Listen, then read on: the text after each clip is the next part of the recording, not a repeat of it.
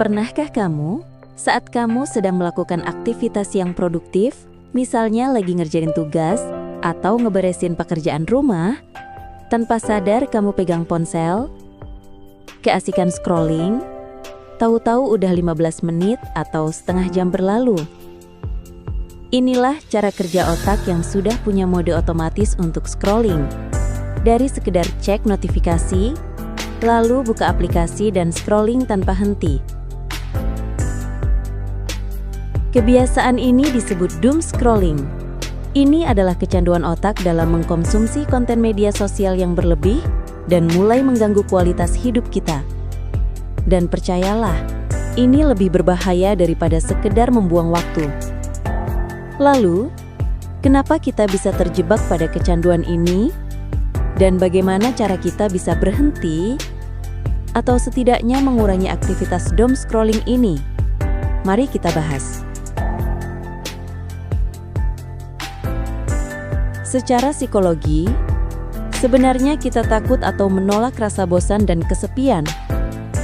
Akhirnya, kita mencari pelarian dengan melakukan kesenangan instan, yaitu scrolling. Disinilah kita terjebak dan menjadi kecanduan. Lalu, kenapa kita kecanduan scrolling?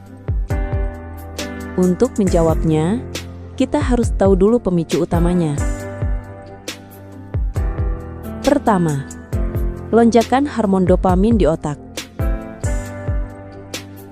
Hormon dopamin adalah hormon yang menciptakan rasa senang dan kepuasan yang bisa kita rasakan setelah mendapatkan atau melakukan sesuatu yang dilakukan dengan effort atau kerja keras yang sesuai untuk mendapatkannya.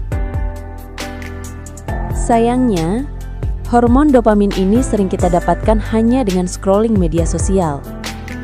Dengan effort yang sedikit dan sangat instan, membuat hormon dopamin meningkat drastis dan membuat otak kita secara otomatis menuntut untuk terus scroll demi mendapatkan kepuasan berikutnya.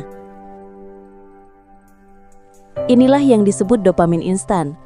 Hormon dopamin yang didapatkan secara cepat dan berlebih hanya dengan scrolling. Kedua, lingkaran fitur scrolling. Platform media sosial dirancang cerdas dengan fitur refresh otomatis untuk menampilkan konten terbaru hanya dengan terus menggeser layar. Fitur ini dapat meningkatkan kenyamanan, dan kita bisa terus menggeser layar ke atas tanpa batas. Konten terus dimuat tanpa ujung, membuat otak kita kelebihan informasi dan kelelahan, hingga akhirnya tak ada satupun yang bisa otak kita serap dan diingat dari 3 atau 5 video yang kita tonton pertama. Ketiga, jebakan algoritma. Inilah yang memegang kendali apa yang biasa kita tonton. Algoritma tahu konten apa yang sedang kita suka, dan algoritma akan memberikan semua informasinya, bahkan di luar aplikasi yang sedang kamu buka saat ini. Inilah jebakan yang membuat kita senang. Kita bisa mendapatkan apa yang kita suka tanpa harus mencarinya. Keempat, FOMO, Fear of Missing Out. Rasa takut tertinggal dari tren viral, berita terkini, atau update kehidupan orang-orang yang bahkan kita tidak kenal di dunia nyata, menciptakan dorongan kuat untuk terus membuka halaman beranda. Kita bisa tahu suatu hal yang sedang ramai diperbincangkan tanpa bertanya kepada orang lain. Di sisi lain, ini adalah kecemasan sosial yang membuat kita merasa harus selalu update di sosial media. Dampak negatif dan efek samping. Kecanduan scrolling memiliki konsekuensi serius, tidak hanya pada waktu tetapi juga pada kesehatan fisik dan mental. Di antara dampak pada kesehatan mental, yang pertama yaitu kecemasan dan depresi. Rasa insecure, cemas, atau bahkan depresi akan muncul ketika kita tanpa sadar membandingkan kehidupan nyata dengan kesempurnaan palsu di media sosial, atau menciptakan standar kehidupan yang baru yang berdampak pada kehidupan nyata. Kedua, isolasi sosial. Meskipun terhubung secara digital, hubungan secara emosional tidak akan terasa intens karena kurangnya interaksi yang mendalam di dunia nyata. Mungkin di dunia maya kita merasa akrab, namun saat bertemu secara langsung, kita menjadi kaku dan bingung. Ketiga, brain rot atau penurunan kognitif fungsi otak. Paparan konten yang cepat dan beragam membuat otak terbiasa dengan stimulasi tinggi. Akibatnya, kemampuan kita untuk fokus dan berkonsentrasi pada tugas yang membutuhkan waktu lama akan menurun drastis. Adapun dampak pada kesehatan fisik diantaranya: pertama, gangguan tidur. Scrolling sebelum tidur menghambat produksi melatonin karena paparan cahaya biru, menyebabkan insomnia dan penurunan kualitas tidur. Kedua, nyeri fisik. Posisi menunduk saat scrolling memicu nyeri leher dan bahu. Sementara penggunaan berlebihan dapat menyebabkan kelelahan mata dan nyeri di jari-jari tangan. Dan dampak pada produktivitas jelas.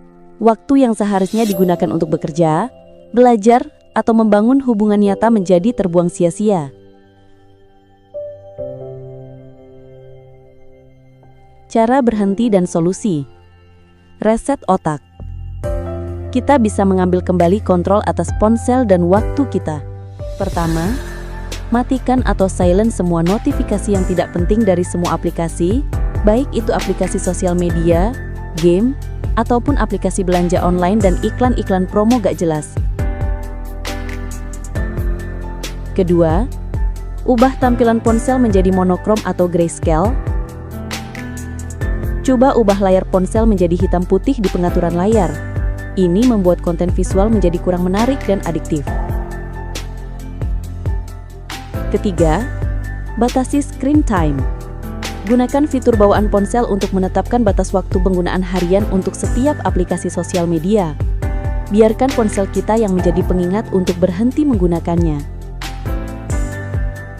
Keempat, tetapkan waktu zona bebas ponsel. Batasi diri kita menggunakan ponsel pada waktu dan tempat tertentu, seperti saat makan, saat bersama keluarga, dan 1 atau 2 jam sebelum tidur.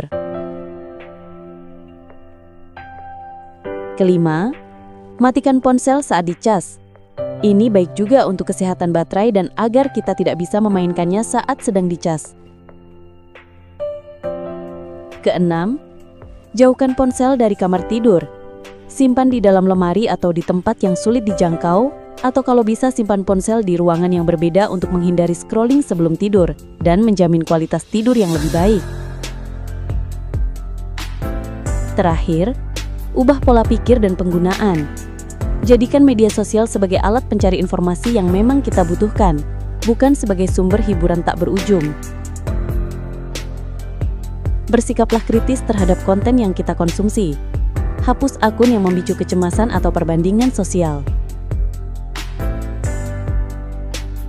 Mengatasi kecanduan scrolling membutuhkan kesadaran dan konsistensi. Kita tidak harus berhenti total, namun kita perlu mengambil kembali kontrol atas diri kita. Mulailah hari ini dengan langkah kecil dan rasakan perbedaannya. Dunia nyata menunggu, jauh lebih kaya dan bermakna daripada layar ponsel. Semangat!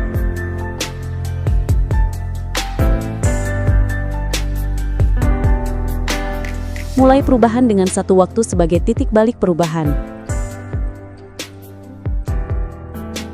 Terima kasih sudah menonton. Jangan lupa subscribe, like, komen, dan share video ini jika bermanfaat. Terima kasih.